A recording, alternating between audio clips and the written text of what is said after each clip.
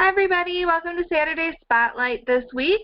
We have the ever so talented Mr. Moraine here with us, and I'm super excited to get to chat with him. How are you today? Good, very good. It's early Sunday morning, and yeah, it's a good day. So I'm just glad to be here with you and get this opportunity. So I appreciate that. Yeah, of course. So, based on my understanding, you kind of write action, adventure, fantasies. Am I kind of on the ball there? Oh, definitely. And it's a weird thing that came around when I started first writing, and this is actually my first book that I put out. Um, I was always a big sci-fi guy. Like sci-fi was the bread and butter for me, and like I always liked good sci-fi. I was like, there's not good movie sci-fi, but I also had this other weird thing where when I read fantasy or did anything like that, I didn't find the fantasy that I really wanted. Not that it wasn't good, because there's plenty of great fantasy out there, but we all have our influences, and I had a lot of mine from video games and anime and stuff like that that I was going through, and I just kind of wanted something maybe not in that vein, but just something more to that style where I just liked different magic systems or things like that. But trust me, when I get rolling and I get through these books and everything, I hope to get to like some more sci-fi. Like sci-fi is going to be the thing that I'm going to have fun with, I think. So, but yeah, I mean, I like to dabble in whatever just kind of comes at you as a writer. You just kind of things enter that mind, and then you just kind of got to get them out. I think that's 100% true, and I think a lot of other authors that have been on this segment too have mentioned that sometimes, even if it's not what you normally read, or even sometimes if it's not what you normally write, sometimes something hits and you just kind of gotta to write it out and flush out those ideas to keep yourself, organized and kind of up to date on what your brain is trying to Right. convey.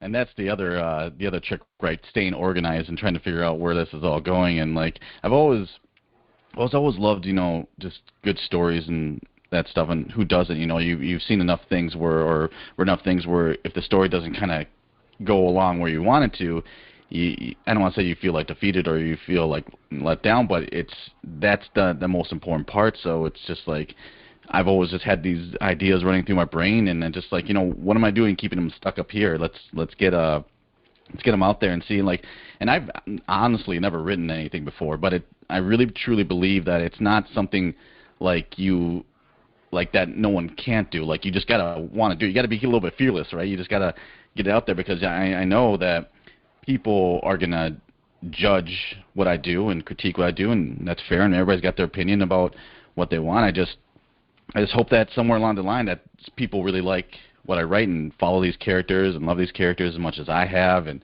I just want to find a space for them, really, out there somewhere, because somebody will like it, right? 100%. Yeah. 100%. I always feel comfortable. There's like a meme that goes around on social media, and I always feel comfortable or comforted when it says, because I'm trying to recall it, I'm going to go blank, right? That's how Sure. the brain works. But Yep. it's like, one day you'll be someone's favorite author. And I think Right. that's cool. Like that could be something that happens, and that's awesome. Yeah, I really do hope so. I mean, because my, trying to get into social media and trying to garner an audience that way has been a thing. Because I've never been a big social media fan. Like I stayed away from Facebook and Instagram and all this stuff, and now I find myself on Instagram looking at reels and just like losing my mind trying to go through that. But I mean, I've been doing conventions and just getting the word out to people, and that those seem to be really good, and people seem excited, but you don't always get like that feedback. Like sometimes I haven't got anybody coming back to my like social medias and asking me like, oh, I really like this part, or I like these characters or whatever. And so just trying to get the word out has been the task now, and I'm keeping forward with that, and I'm hoping that when we get rolling and people start like actually seeing, I think also people want authors who they know they can rely on. So if yeah, sure, I got a first book, but where's the second book? And I'm working on it, and I hope to have that next year.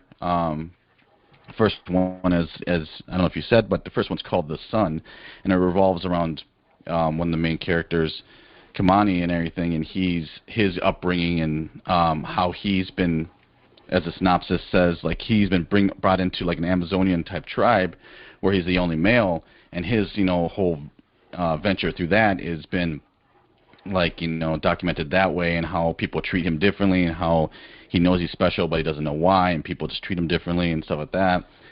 And so the next book is going to be The Mother, and it's a weird thing too, because as I go along, I'm like, I said to my wife, and I go, I don't think Kimani's the main character. I think the mother's the main character, because since she kind of like brings everything along, and even though like that first book is about him, it's just like her journey and her, trials and tribulations are, I think, more of a instigating factor in the books and in the way things go. So, but yeah, it's just it's fun to find out where stuff is going to go, because you just, until you start writing and until you start doing it, you just sometimes don't know, even though you got that plan in mind. You know where you want to get to, and this is where it's going now. So, yeah, anybody can write. I think that's what the purpose of that the whole thing was. Then I think anybody can write. You just gotta have to want and need to do that.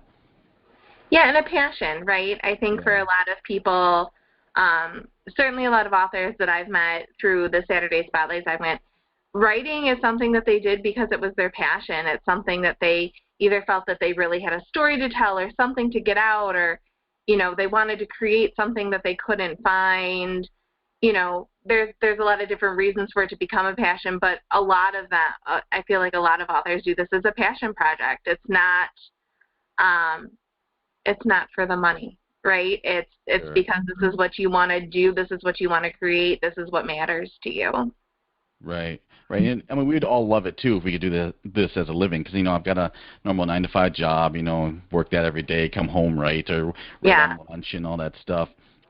But and I don't have any like delusions of being the next, J.K. Rowling's, or Sure. I can't think of any other names. This is bad, because you spend so much time writing, you don't get to read anymore. And but it's just like, I would love nothing more than just to make enough so I can do this as a living. Like, I don't need to be rich. I really don't, because I don't think, again, things are nice and things are fun, but I don't think that's going to bring me true happiness. It's just the ability to be like free doing what you want, right? That's what I'm really trying to get to, that goal. And I try to live frugally, so maybe I can reach that goal easier. But yeah, it's just I do love doing it, and everybody's got their things that keeps them from writing, because sometimes I'm sure everybody's got this. You're writing, it's like, wow, this is horrible, I should never write again, and but you keep going through, because like I always feel like in my head, like, is when I'm not writing, those people are stuck. They're stuck in limbo. Like, I got to get them out of limbo. I got to get them,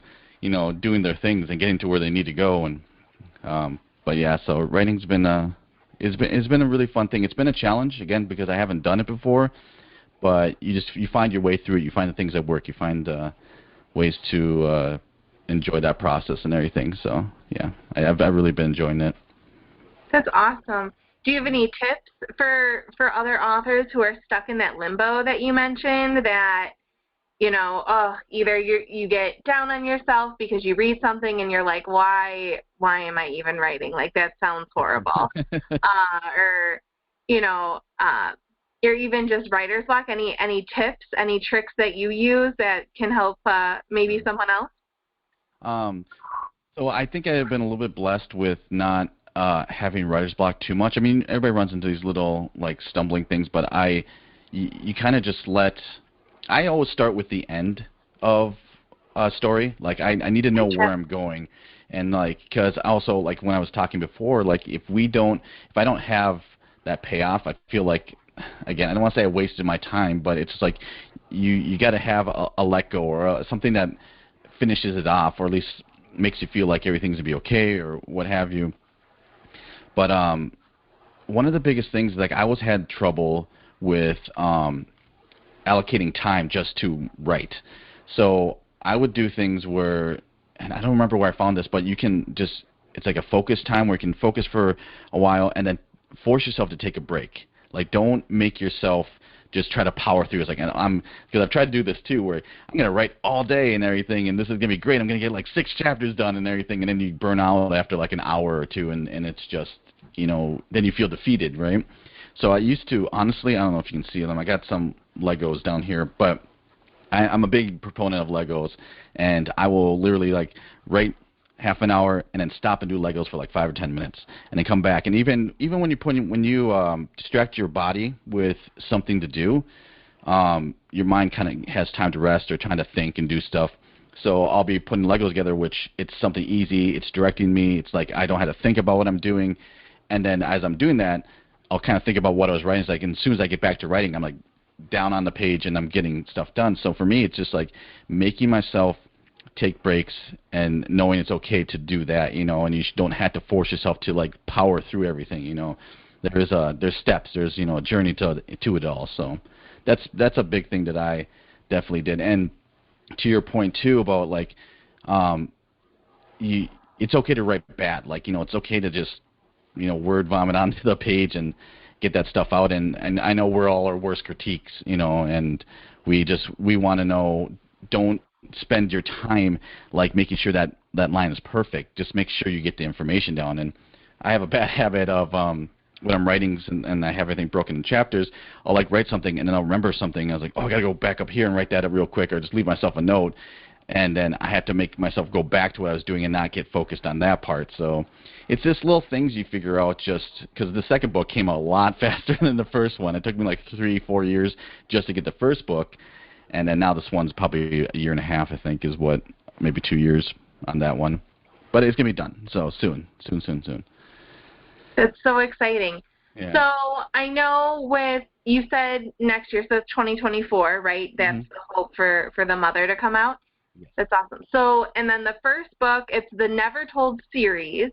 Correct. Right? And then the first book is The Sun, yes. but under the Never Told series, right? Correct. So here's the hardcover and everything, and you might have seen that. And I want to do something different. The paperback has actually this cover in here.